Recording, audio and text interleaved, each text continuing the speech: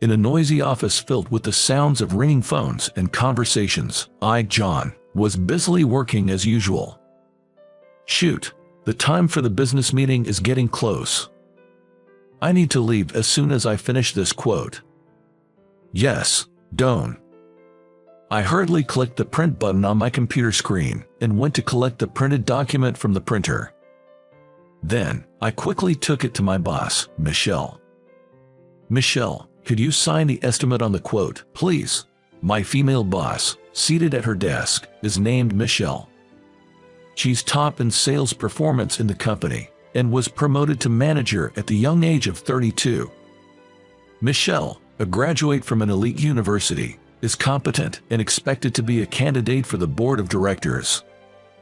Not only is she intelligent, but she's also beautiful with good looks and has a great figure, though she rarely smiles and is very strict with her subordinates. Especially with me, I feel the cold shoulder more than with other colleagues. Michelle silently took the quote from me, glanced at it, and frowned. The next moment, she yelled loud enough to echo across the floor. Come on, there's an extra zero, redo it. Oh, you're right, sorry. Really, at your age, making such a simple mistake, you're hopeless. That's why you're still a contract worker in your 40s. She said that with a look of disbelief and sighed. As a contract worker, you don't get bonuses, right? At this rate, you might never get married. I was even criticized about things unrelated to work. She's always like this. Ever since she found out I'm a middle school graduate, she's been looking down on me. I hated it, but I couldn't talk back to my boss, even though she's younger. So, I had no choice but to listen silently. The fact that I seem unlikely to get married is true. At 45, I've never had a girlfriend. With neither good looks nor money, I've led a life that's far from being popular. Michelle, beautiful and elite, could never understand this indescribable loneliness. While thinking about this, I bitterly corrected the quote and finally got Michelle to sign it, then headed to the client. The result of the business meeting I went to with such enthusiasm was not good. Sigh, what's wrong with me? I'm always like this. My sales performance is the lowest in the company, and it's a wonder I haven't been fired. As a contract worker, I'm always nervous about losing my job. Not being a permanent employee at this age is probably due to my educational background.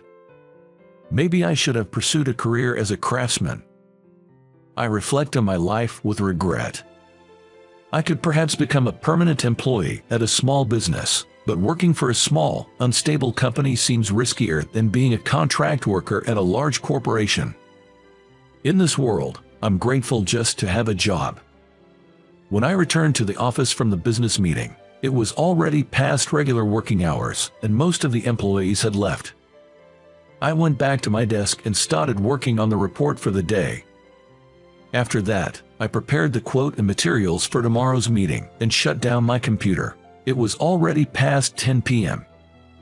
Here I am, late again. As I gathered my things and left the office, the stars were shining in the sky. Today is Friday, the eve of the weekend. I thought about going somewhere to eat and drink alone, as it would just be lonely going home, so I headed to the downtown area. Walking down the street lined with bars and pubs, I passed groups of college students, groups of office workers, and many couples. I'm so envious. I wish I had a partner too.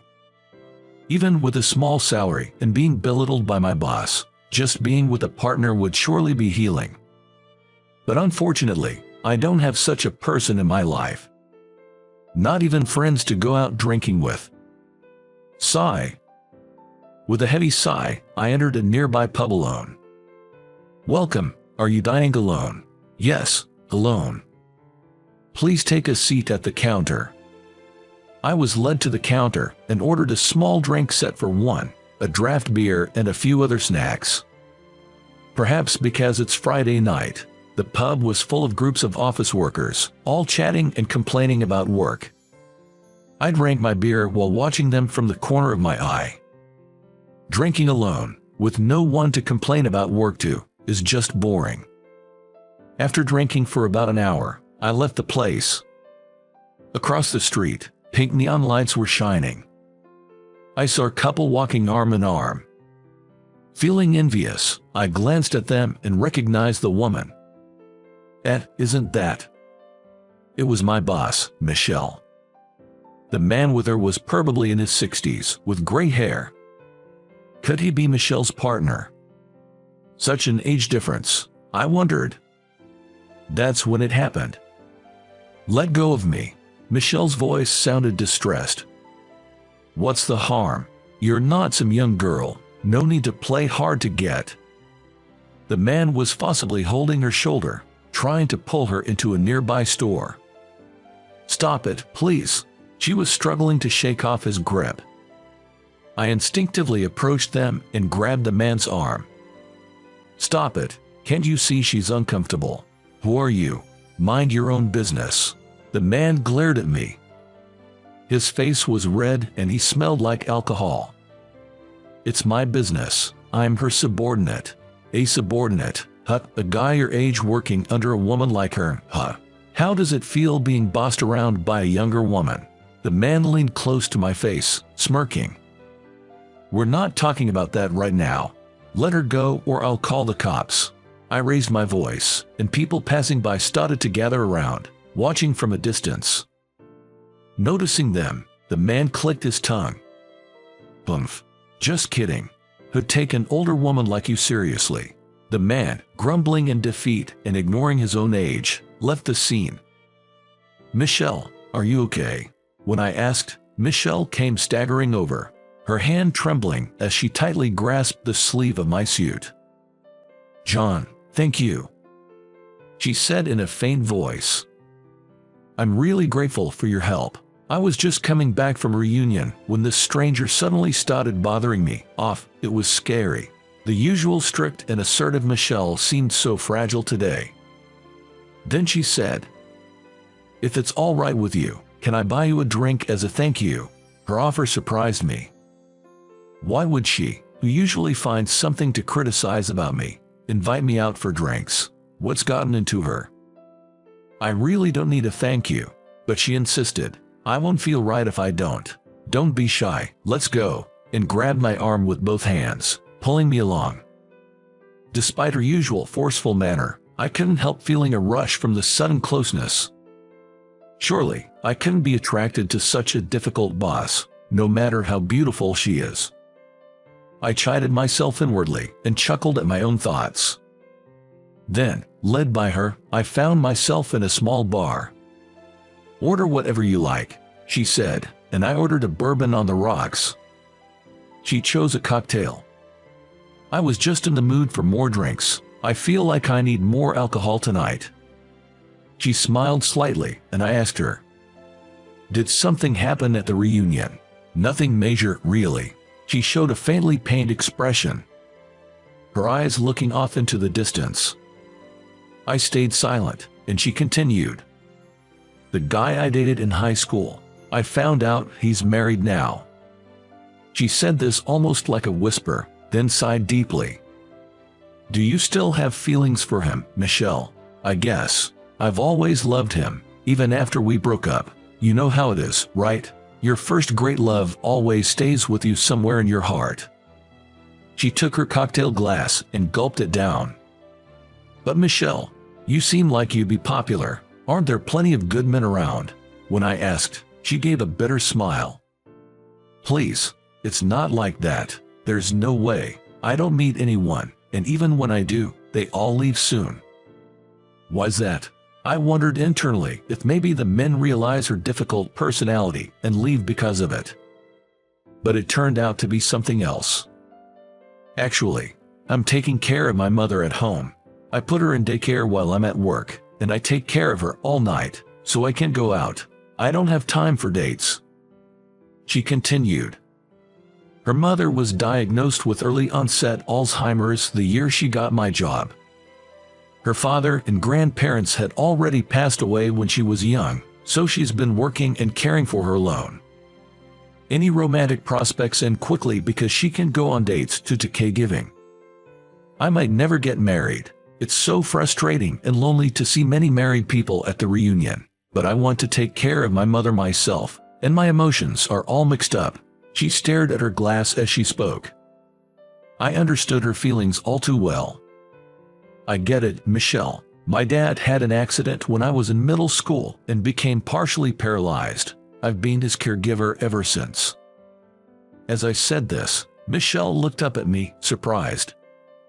My mom wasn't around, so after my dad needed care, I had to start working right after middle school. My grandma would take care of him during the day, but I took over on weekends and at night. I couldn't go out, just worked and cared for him for decades, and by the time he passed, I was already over 40, so I never really experienced youth or love. After I finished, Michelle suddenly started crying. What's wrong, Michelle? John, I'm sorry for being so harsh on you until now. Michelle apologized, wiping her eyes with her palm. I've been irritable because of the caregiving stress, and I took it out on you. I hated myself for it but couldn't stop. But hearing your story, I realize I was really wrong. Seeing her tearful, somehow she seemed adorable, and all the resentment I had built up against her disappeared. I understood the strain of caregiving all too well and could empathize with her lack of mental peace. And I had to admit, I am a bit clueless and prone to annoying mistakes.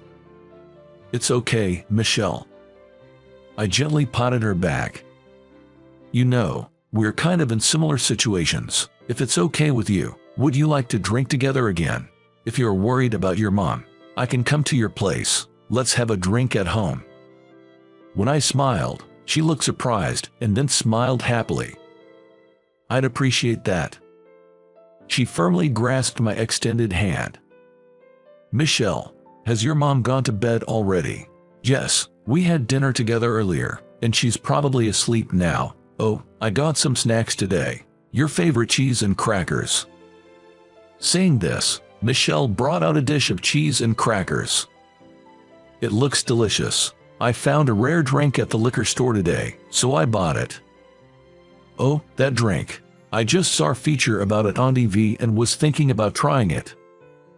Ever since the night I helped my manager, I've been occasionally visiting her place with a bottle of alcohol.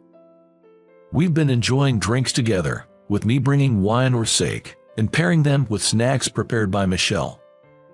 We've become good drinking buddies. Since we started having these home drinking sessions, Michelle has become much more relaxed at work. Well, my mistakes are still the same. Watching her enjoy her drink at the living room table, I thought she looked really cute. Thinking about what drink to bring next, I felt happy spending enjoyable moments with Michelle.